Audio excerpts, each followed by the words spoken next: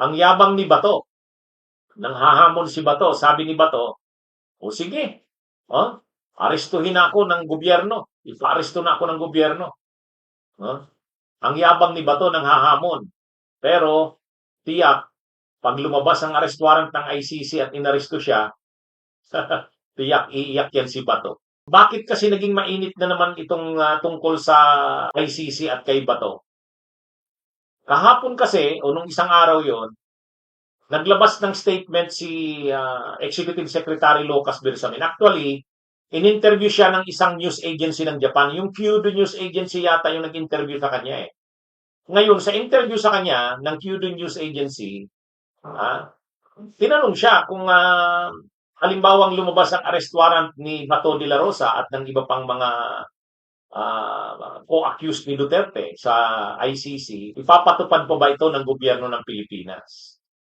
Malinaw ang sagot ni Executive Secretary Lucas Bersamin.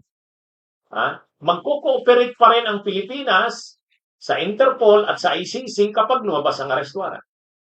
So, ganun kalinaw. Ganun kalinaw. So, ibig sabihin, wala namang pagbabago. Ang malinaw lang dito, walang pagbabago ang policy o ang stand ng gobyerno pagdating sa ICC at sa Interpol. Kung ano yung policy ng gobyerno na pinatupad kaugnay kay Rodrigo Duterte, yun din ang policy sa ngayon. Yan pa yung standing policy, hindi pa yan nababago. Kumbaga, ang sinasabi lang ni Executive Secretary Lucas Bersamin, yung ginawa kay Duterte, na paglabas ng arrest warrant ng ICC, yung ICC nag-coordinate sa Interpol, yung Interpol naman nag-coordinate sa Pilipinas. At yung pag nag-coordinate sa Pilipinas ang Interpol, magko-cooperate din ang Pilipinas. Standing pa rin yung ganung policy. Walang nababago doon. Bakit walang nababago? Ha? Bakit walang nababago sa ganung policy? Hindi pa naman nagsasabi ang presidente na bago na ang policy ng Pilipinas. Kumbaga yung nangyari kay Duterte, last na yon. Pag may lumabas na bagong warrant of arrest, iba na ang policy dyan. Walang ganon. As is pa rin. Bakit? Bakit as is pa rin? Ang sagot dyan, wala pa namang sinabi ang Korte Suprema na mali yung ginawa kay Duterte. Wala pa. Kaya hanggat walang sinasabi ang Korte Suprema na mali yung ginawa na pag-aresto kay Duterte at pag-turnover sa ICC, yung policy na yan, standing pa rin yan. Ngayon, kung standing pa rin yan, sino mag-i-implement niya? Sino mag-i-implement yan? Ang mag-i-implement yan ay ang PNP. Noong panahon, in-implement yan ni General Nicolas Torre, inutusan pa siya ng kanyang superior, si General Marbil. Ginawa yun ni General Torre noon, siya bilang chief ng CIDG. Kumbaga, ang pagsunod noon ni General Torre ay bilang ata sa kanya, command sa kanya ng kanyang hepe na si General Marbil. Kasi ang chief pa noon ng PNP si General Marbil. Pero ngayon siya na ang chief PNP. Kaya ang mag-order sa kanya ay ang secretary ng DILG. Ay sa tingin nyo, kung noon ngang chief PNP pa lang siya, ginawa yan ni General Torre, ay ngayon pa kayang siya na ang chief PNP. At ngayon pa na malinaw ang sinabi ni Lucas Bersamin, Executive Secretary. Malinaw ang sinabi ni Executive Secretary Lucas Bersamin. Sabi ni Executive Secretary Lucas Bersamin, ganoon pa rin ang policy ng gobyerno pagdating sa ICC. Pag humingi ng tulong ang ICC sa Interpol, at ang Interpol naman ay humingi ng tulong o cooperation ng Pilipinas, magko-cooperate ang Pilipinas. Ganoon pa rin. Walang pagbabago doon. Walang pagbabago doon. Kaya, pag lumabas ang arrest warrant, co-coordinate sa Interpol, Interpol magko-coordinate sa Pilipinas, anong gagawin ng Pilipinas? Same. Pareho pa rin. Ano ba ang ginawa kay Duterte? May dalawang options. Extradition o yung surrender. Yung isa kasi extradition. Ang extradition, pagka-aresto mo, dadalhin mo muna sa local court, tapos yung local court ang mag-o-order na i-extradite na yan papunta ng The Hague, the Netherlands. Yan yung isang process. Yan yung ini-insist ng grupo ng mga Duterte na dapat ganun daw ang ginawa. Dapat, nung naaresto si Duterte, tinurn over muna sa lokal na korte, tapos yung lokal na korte ang naglabas ng order para i-turn over na sa ICC. Pero yun kasi, yun yung tinatawag na extradition. Ang sabi naman ng Secretary of Justice nila Boying Rimulya, under sa ating International Humanitarian Act, dalawa ang options. Pwedeng extradition o kaya surrender. Ang ginawa ng Pilipinas, sinurrender. Pagka-surrender, hindi nadadaan yan sa korte. Yun, tama si Romano Gustavo, surrender. Ngayon, sa ngayon, ano ang policy pa rin ng Pilipinas? Ganun pa rin, surrender pa rin. Kasi tinitindigan ng gobyerno ng Pilipinas na walang mali sa ganung policy. Hindi yun unconstitutional at hindi yun illegal. Hindi pinaninindigan ng Pilipinas. Kaya nga nung nag-imbestiga yung committee ni Amy Marcos, di ba? Yung committee ni Marcos, ni Amy, diniklaran ang gustong palabasin ng committee ni Marcos, illegal, unconstitutional yung ginawa kay PBBM, ay kay Rodrigo Duterte. Pero, pinaninindigan ng Secretary of Justice ni Boying Rimulya na hindi. Hindi. Para sa kanila, ang ginawa nilang pag-surrender ay naaayon sa batas. Ngayon, so nagtatalo ngayon yung Senado. Yung committee ni Amy Marcos sinasabi, illegal yung ginawa, hindi naaayon sa batas. Ang ini-insist kasi nila, dapat sinunod daw yung procedure na nakalagay sa ICC, Rome Statute, na kapag naaresto ang isang wanted ng ICC, ito turn over sa local court. Tapos yung local court ang mag-extradite. Pero hindi naman yun ang in-invoke o ginamit ng gobyerno ng Pilipinas. Ayon kay Secretary of Justice Boying Rimulya, ang ginamit nila, hindi Rome Statute. Ang ginamit nila, yung sarili nating International Humanitarian Act. Sa ating International Humanitarian Act, mayroong provision doon na kapag mayroong Pilipino o foreigner na nasa Pilipinas, na wanted ng international body sa kaso ng international humanitarian law, ang pagpipilian ay dalawa, extradition or surrender. Pagka-extradition, korte yun. Pagka-surrender, administrative lang yun. Ibig sabihin, executive. So, ang ginawa ng Pilipinas, executive. Desisyon ng presidente. Desisyon ng executive department. Inako niya na. Inako ni Boying Rimulya. Sabi ni Secretary Justice Boying Rimulya, ako ang nag-order nun. So hanggang ngayon, yun ang pinaninindigan na policy ng gobyerno ng Pilipinas. Kaya, pag lumabas yung arrest warrant kay Bato, pa rin ang gagawin. Sinong mag-i-implement? Si Torre na naman. Pero sa pagkakataong ito, si Torre, Chief PNP. Chief PNP. Hindi naman yan na-atrasan ni Torre. Kasi sinabi naman ni Torre. Basta sabi ni Torre, basta sa ngayon, naninindigan sila, walang gamali sa ginawa nila.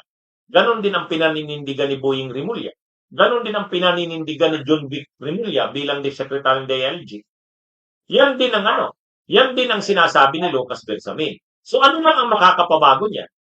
Ano lang ang makakapabago niyan? Kapag lumabas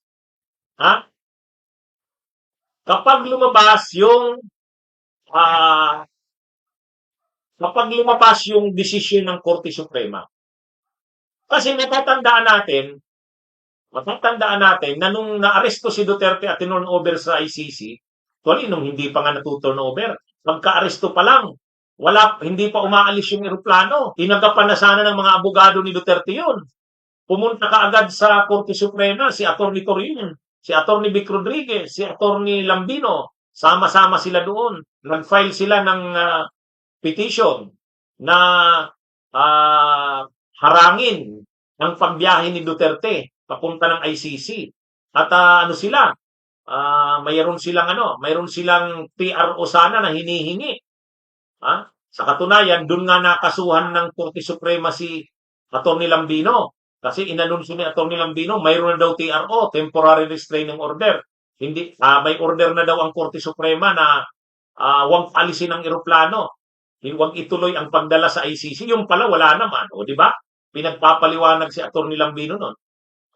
Ibig sabihin, yung petition na yon na nagki-question ng pag-aresto kay Duterte, hanggang ngayon, hindi pa naman nare-resolve ng Korte Suprema yan. Mas mauuna pa yatang ma-resolve ang issue ng impeachment. Ang daming nire-resolve na issue ng Korte Suprema, tambak. Oh, kini-question ng kampo ni Duterte sa Korte Suprema yung pagkaka-aresto kay Duterte at pagdala sa ICC. Tinitingnan nila ito bilang unconstitutional at illegal. Pero wala pang pronouncement ang Korte Suprema dyan. Wala pa. So hanggat wala pa na sinasabi ang Korte Suprema na unconstitutional at illegal ang pagkaka-aresto kay Duterte at pag-turn over sa ICC, it's standing pa rin ang policy ng gobyerno. Ano yung standing na policy ng gobyerno? Surrender. Yan ba to? Ang akala kasi ni Batorni, ibig sabihin akala ni Bato attorney siya. Ang akala ni Bato dahil yung committee ni Aimee ay nag-imbestiga at ang findings daw ng committee ni Aimee ay illegal yung ginawa kay Duterte, violation ng kanyang karapatan. So akala ni Bato, magpago na policy ang gobyerno. Ibig sabihin, pag lumabas ang arrest warrant, hindi na siya itutulad kay Duterte. Mali si Bato dyan. Mali si Bato dyan. Bakit mali si Bato? Kasi nga, tinitindigan ng gobyerno na walang mali sa ginawa nila. Kinasuhan na nga si Rimulya sa ombudsman, kinasuhan na si Torre, kinasuhan na si Marbil, kinasuhan na sila Canilaw, kinasuhan ni Aimee. Pero anong pinapanindigan nila Rimulya? Wala kaming ginawang mali. Ganon din ang sabi ni Torre. Ibig sabihin, para sa gobyerno, kung ano ang ginawa kay Duterte, yun pa rin ang policy. So, hanggat walang sinasabi ang Korte Suprema na mali ang ganong policy, ipapatupad ng gobyerno yung standing policy. Ano yung standing policy? Ang mali kasi kay Bato, ang akala niya dahil nag-imbestiga na yung Senado, kasama siya sa nag-imbestiga, yung committee ni Aimee, at ang findings ng committee di umano ay illegal yung ginawa kay Duterte. Akala nila magbabago na yung stand ng gobyerno. Parang hindi nagagawin yung ginawa kay Duterte, hindi nagagawin sa kanya, kay Bato. Ang problema, pinapanindigan ng gobyerno na walang mali sa ginawa nila. Oh. Kasi pag sinabi nilang mali yung ginawa nila, o di ba may kaso si Rimulya, may kaso si Marbil. Di parang inamin mo na niya na mali yung ginawa niyo. Sa kaso ni Rimulya, sa kaso ni Marbil, kinasuhan sila ni Aimee sa ombudsman. Pinaninindigan ni Rimulya, wala kaming maling ginawa. So sino na ngayon ang magsasabi kung mali nga ang ginawa nila o hindi? Korte Suprema. Wala pa namang ginagawang desisyon ang Korte Suprema. Wala pa hanggang ngayon. So, pag walang lumabas na desisyon ang Korte Suprema, kung ano yung dating ginagawa, yun ang gagawin. Di ba? Bato, naintindihan mo na, Bato. Bato, naintindihan mo na. Ha? Oh. Kung wala pang sinasabi ang Korte Suprema na mali yung ginawa kay Duterte, as is pa rin kung ano ang policy ng gobyerno. Di ba? Pero Bato, kung lumabas ang desisyon ng Korte Suprema, at sabihin ng Korte Suprema, mali nga ang ginawa. Dapat tinurn over muna sa lokal na korte at ang lokal na korte ang mag-o-order kung ito-turn over na sa ICC. Kapag ganon ang sasabihin ng Korte Suprema, susundin yun. Napakalinaw, di ba? Di ba? Napakalinaw nung sinabi ni Executive Secretary Lucas Bersamin. Sa ngayon, kung wala pang desisyon ng Korte Suprema, as is pa. Kung ano yung ginawa kay Duterte, yun din ang gagawin kay Bato Duterte. Pero pag may lumabas ng desisyon ng Korte Suprema, yun na ang susundin. Pag sinabi ng Korte Suprema, mali yung procedure na ginawa. Hindi dapat directly sinurrender. Dapat tinurn over muna sa local court pagka-aresto. At yung local court ang magsasabing i-turn over na yan sa ICC. Kaya Bato, ngayon si Bato napipikon. Sabi ni Bato, paulit-ulit na kayo ng ICC na yan. Rehash na yung issue na yan, sabi niya. Ha? Ano na yan? Luma na yung issue na yan ng ICC. Okay, Bato, minumura mo na naman ang ICC. Parang katulad naman yan kay Duterte noon. Anong sabi ni Duterte noon? Sabi ni Duterte, wala yung ICC na yan. Pagsisipain ko yan. Sampalin ko yung ICC na yan. O ngayon, hindi pwedeng magbago ng policy ang gobyerno hanggat walang desisyon ang Korte Suprema. Kasi mapapahamak sila Buying Rimulya, saka sila Torre. Bakit? Kapag ang gobyerno unilaterally sa sarili na lang nilang desisyon baguhin na yung policy, di parang tinanggap mo na mali yung policy mo. Di yung pinapanindigan ni Rimulya sa kanila Tory na walang mali sa ginawa nila, mapapahamak sila niyan. Di ba? Ang kailangan gawin ng gobyerno, panindigan na mali, na tama ang ginawa nila. Pag lumabas ang desisyon ng Korte Suprema, sabihin mali yung ginawa nyo. Ganito dapat ang ginawa nyo. Okay. Disundin na yun. Di ba? Kaya ba to, huwag kang umasa na dahil nag-imbestiga kayo at sa findings ng committee nyo, ang findings nyo ay illegal di umano, kala nyo mababago na ang stand ng gobyerno. Hindi ganun yun. Hindi ganun yun. Pero nung simula, ang yayabang nila, minumura nila ang ICC. Pati nga si Trillanes, sinahamon ni Bato nun, di ba? Ikaw Trillanes, gusto mo ikaw mag-aresto sa akin. Di ba? Ngayon, problema niya yan ni Bato kasi sinabi na ni Lucas Bersamin. Sabi ni Lucas Bersamin, hindi magbabago. In short, kung isasummarize natin, bakit hindi pa rin nagbabago ang stand ng gobyerno tungkol sa ICC?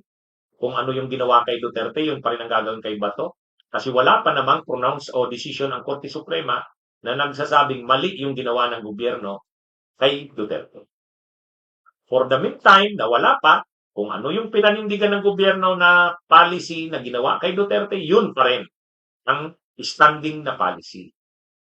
Kaya kung ano yung ginawa kay Duterte, sinurinder si Duterte, yun din ang gagawin kay Bato. Isusurinder din siya. Ganun lang naman kasimple. Di ba?